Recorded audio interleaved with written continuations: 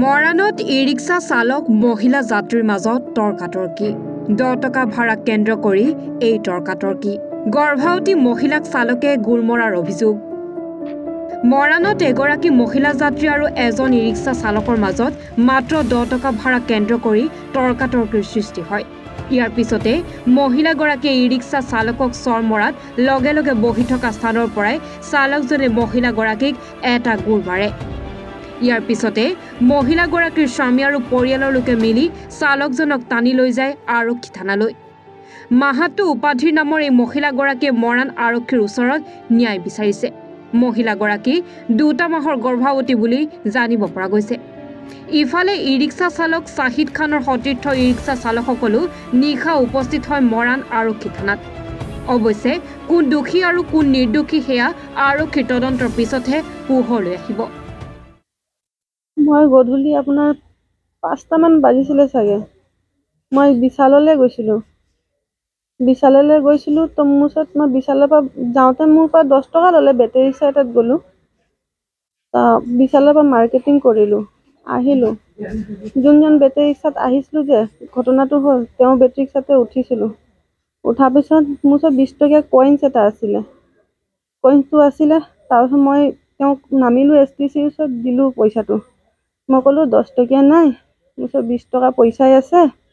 আপুনি 10 টকা এটা ঘূৰাই কিনে দিয়ক তেওঁ মোক ক'লে বাইদেউ মোৰ ওচৰত ৰিচিভো আছে আজিকালি বোলে বিশালৰ পৰা ভাড়া এডোখৰলৈকে 20 টকা লয় STCলৈকে 10 টকা নলয় মই ক'লোঁ মইতো সদায় অহা যোৱা কৰি থাকোঁ মই ইয়াৰ পৰা যাওঁতেও মই 10 টকাই দিছোঁ তো আপোনাক মই 20 টকা কেনেকৈ দিম তো সেই বুলি কিনে তেওঁ মোৰ লগত তৰ্ক কৰিলে ময়ো তৰ্ক কৰিলোঁ তো তেওঁ তৰ্ক মই কাগজ মাতি কিনে সুদাম বুলি ভাবিলোঁ সেই সুদাম বুলি ভাবোঁতে তো মানে এনেকৈতো তেওঁ গুচি যাব ন মই মোবাইলটো কাঢ়ি কিনে থম আৰু কাৰোবাক মাতিম বুলি কিনে তেতিয়া মানে থাকি যাব তেওঁ সেই মোবাইলটোতো কাঢ়িব লওঁতে মোবাইলটোতো মই কাঢ়িব নোৱাৰিলোঁ 10 টকাটোও মোক ঘূৰাই নিদিলে সেইটো হৈ গ'ল তাৰপিছত মোক মানে বহুত মিছবিহেভ কৰিলে বহুত বেয়া গালি এটা পাৰিলে সেই গালিটো মানে শুনিব পৰা গালি নহয় মই ক'বও নোৱাৰোঁ সেই গালি পৰাৰ কাৰণে মই তেওঁক এক চৰ মাৰিলোঁ সি কি কৰিলে মই চৰ মৰাৰ কাৰণে সি বেটেৰী ৰিক্সাত য'ত বহি আছিলে তাৰ পৰা উঠি কিনে মোক পেটত এক লাট মাৰিলে তাৰপিছত নামি লগালগ 2-3 চৰ মাৰি দিলে কাণত মোৰ আৰু লগালগ সেইটো সময়ত মোৰ হাজবেণ্ডো আহিলে এৰাৰি কৰালে ময়ো যাব দিলোঁ সেইটো হৈ গ'ল অলপ পিছতে মোৰ পেটটো বিষাব ধৰিছে কাণ চানবিলাক পূৰা বিষাই আছে লগালগতো বুজি নাপালোঁ মই এতিয়া চবক কৈছোঁ মোৰ এনেকৈ তেনেকৈ হ'ল পেটটো বিষাই আছে কাণবিলাক মোৰ বিষাই আছে মোক মাৰিছিলে যে তেওঁক চবে ঘূৰি বিচাৰি আছিলে চবে বিচাৰি আছে সেই সময়তে সি পাৰ হৈ আছিলে কোনোবা এজন চিনি ল'লে যে এইজনে আছিলে বুলি তেওঁক ৰখাই কিনে ধৰি মেলি চবে থানাত আনিলে ইমানটোৱে হৈছে কেছটো মানে মোৰ এতিয়া আৰু মোৰ মানে তাতে মই প্ৰেগনেণ্ট আছোঁ 2 মাহৰ তাতে মোৰ পেটত লাট মাৰি দিছে সেইটোৱে মই মানে অলপ কষ্ট পাই আছোঁ কাণটোত মাৰিছে যে ডিঙিটো মোৰ অলপ মানে কিবা হৈছে নেকি হিলচিৰ কানিছে চাগে মাথাটো পূৰা বিষাই আছে থানাত মই ন্যায় বিচাৰি আহিছোঁ মোৰ হোটেল আছে STCৰ ভিতৰত মোৰ কাষ্টমাৰ আছিলে মোৰ মানুহজন মই আৰু মোৰ সৰু পোৱালিটোলৈ কাষ্টমাৰ চাইছোঁ মই গম নাপাওঁ আগফালে হোটেলতে এটা মানুহ খুব চিঞৰিছে তোৰ ছোৱালীজনীক মাৰিলে তোৰ ছোৱালীজনীক খবৰ নাই নি ছোৱালীজনীক মাৰিছে বুলি তুমি কাষ্টমাৰে দৌৰ মাৰি আহিলে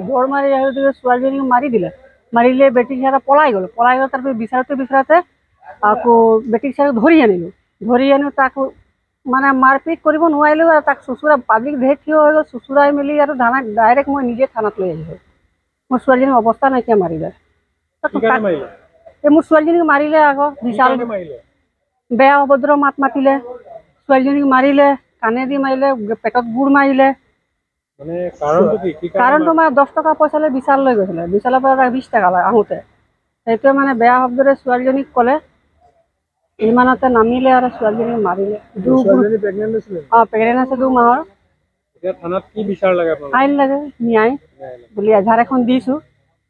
আৰু এজাহাৰ দিছোঁ ছাৰ এতিয়া যদি ন্যায় বিচাৰ নকৰে ওপৰত যাম মই ছোৱালীজনী এতিয়া কিবা হ'ব এতিয়া ট্ৰিটমেণ্টো নাই কৰোৱা মই কালিহে মাতিছে ডক্টৰে আৰু মেইন কথাটো এইটো হৈ গ'ল আজিতো এওঁৰ লগত হ'ল কালি হ'ব পাৰে কাইলৈ কি হ'ব পাৰে আজি আমাৰ ভণ্টিৰ লগত কালি নেক্সট টাইম বেলেগৰ লগত হ'ব নালাগে এইটোও হ'ব নেক্সট টাইম মোৰ সুধৰিব নেক্সট টাইম কোনো ছোৱালীৰ লগত এনেকুৱা বেয়া ব্যৱহাৰ নকৰিব মৰাণৰ পৰা ৰাজু মিশ্ৰৰ ৰিপৰ্ট, এনি ভাৰত 24।